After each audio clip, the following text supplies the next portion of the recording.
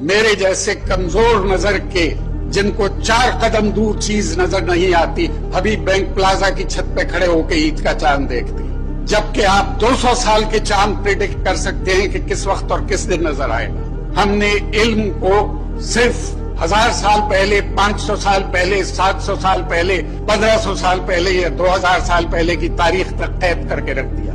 زمانہ ہمیشہ آگے کی طرف چلتا ہے۔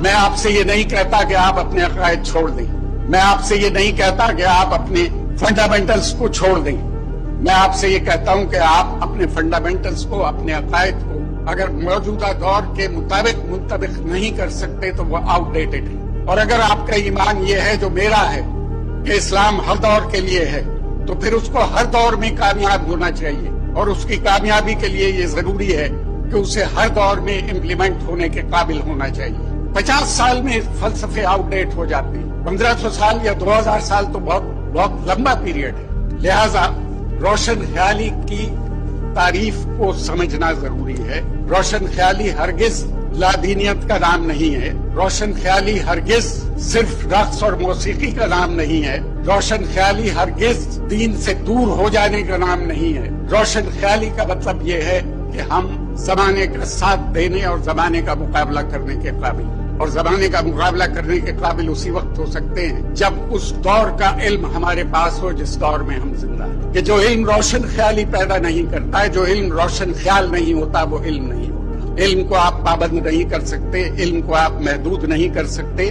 اور علم کو آپ صرف یہ نہیں کہہ سکتے کہ اس کا تعلق صرف عبادات سے ہونا چاہیے۔